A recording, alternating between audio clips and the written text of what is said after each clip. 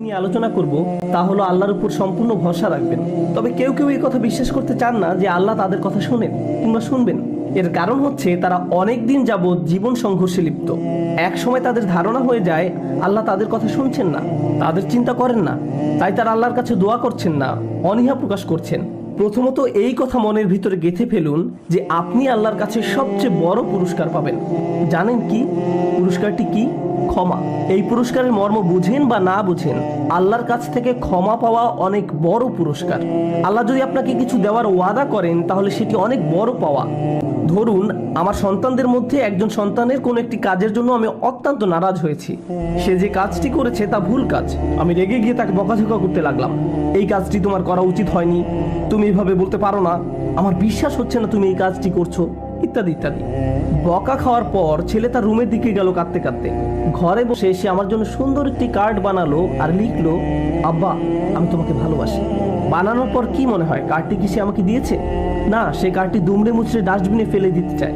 এ সময় তার আরেক ভাই দেখে ফেলে আর তাকে জিজ্ঞাসা করে, কার্ডটি তুমি আব্বাকে দাওনি কেন, ফেলে দিচ্ছ কেন? তখন সে উত্তর দেয়, আব্বা আমার উপর এত রাগ করে আছেন যে তিনি খুশি হবেন না কার্ডটি দেখে, তিনি আমাকে আর ভালোবাসেন না। আমি যদি তার এই অনুভূতি সম্পর্কে জানতাম তাহলে কি করতাম? রাগান্বিত হয়ে বলতাম যে হ্যাঁ তুমি কার্ড ফেলে দাও, ভালো করেছো। না, আমি চোখের পানি ছেড়ে দিয়ে বলবো, তুমি এই কথা কেন মনে আনলে যে আমি তোমাকে ভালোবাসি না? হ্যাঁ তুমি ভুল করেছো, তুমি খারাপ কাজ করেছো, কিন্তু তুমি তো আমার আদরের সন্তান। তুমি হাজার ভুল কাজ করলেও আমি তোমাকে ভালোবাসি এবং ভালোবাসবো। আমি রাগ করলেও তোমার প্রতি আমার ভালোবাসা কমে যাবে না। ডাস্টবিন থেকে কার্ডটি নিয়ে সযত্নে রেখে দিব, কারণ আমি আমার সন্তানকে ভালোবাসি যদিও তারা ভুল কাজ করে থাকে আর আমাকে রাগান্বিত করে। এই হচ্ছে আমার আর আমার সন্তানের মধ্যে সম্পর্ক। এবার বলবো আমার আর আল্লাহর মধ্যে সম্পর্ক। আমিও তো আল্লাহর কোনো কাজ ঠিকমতো করি না, তালগোল পাকিয়ে ফেলি, এতে আল্লাহ রাগান্বিত হন। কিন্তু তিনি কখনো আমাকে বকাঝকা করেননি, আমাকে আকস্মিক বজ্রপাত দিয়ে শাস্তি দেননি, তিনি তো আমাকে দোজখের আগুনে ছুঁড়ে ফেলে দেননি, আমার হার্টবিট বন্ধ করে দেননি। আমি যখন মিথ্যা বলছি কখনোই আমাকে শাস্তিস্বরূপ জবান বন্ধ করে দেননি। আমি যখন হাত দিয়ে হারাম কিছু খেয়েছি আল্লাহ আমার হাত অচল করে দেননি। আমি যখন চোখ দিয়ে হারাম কিছু দেখছি আল্লাহ আমাকে অন্ধ করে দেননি। আল্লাহ ক্রমাগত তার রহমত দিয়েই যাচ্ছেন, আর আমি রহমত পাওয়ার পরও বলে যাচ্ছি আল্লাহ আমাকে আর ভালোবাসেন না। তিনি আমাকে ভালোবাসতেন, কিন্তু এখন যেহেতু আমি খারাপ হয়ে গিয়েছি ভালোবাসাটা আর নেই, তাই আল্লাহর কাছে দোয়া করার কোনো কারণ খুঁজে পাচ্ছি না। মনে রাখবেন আল্লাহর মতো কেউ আপনাকে ভালোবাসবে না। আপনার সন্তানের প্রতি ভালোবাসার অংশ, সন্তান আর বাবা মার প্রতি ভালোবাসার অংশ হলো আল্লাহ প্রদত্ত ভালোবাসার কিঞ্চিত অংশ, যা আমাদের হৃদয়ে আল্লাহ ভরে দিয়েছেন। আপনি কাউকে ভালোবাসা প্রদর্শন করতে পারেন না, আপনার সন্তানের প্রতি ভালোবাসার বহিঃপ্রকাশ আল্লাহর কারণেই হয়েছে। এটি আল্লাহর পুরস্কার।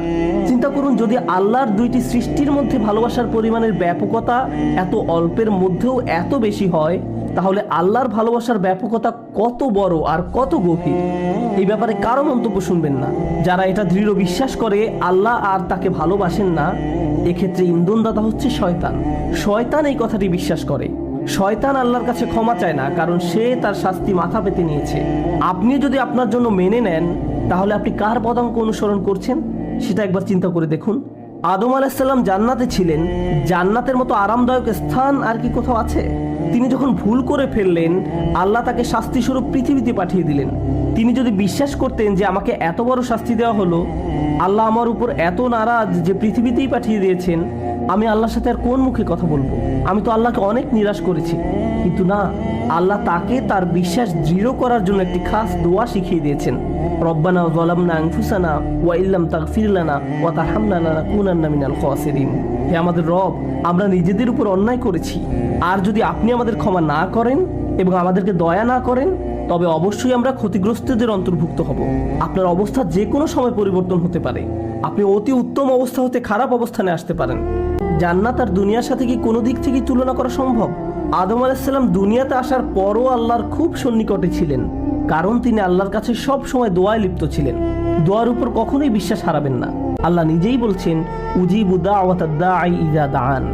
আমি আহ্বানকারী ডাকে সাড়া দেই যখন সে আমাকে ডাকে। এটা আল্লাহর ওয়াদা।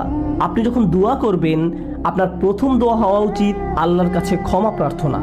এমন উদাহরণও আছে যে একটি জাতি চরম পাপ কাজে নিমজ্জিত, এবং সেই জাতির ধ্বংস করে দেওয়া অনিবার্য সত্ত্বেও আল্লাহ সেই জাতিকে ধ্বংস করছেন না, কারণ সেই জাতির মধ্যে এখনো কিছু লোক আছে যারা প্রতিদিন আল্লাহর কাছে ক্ষমা প্রার্থনা করছে।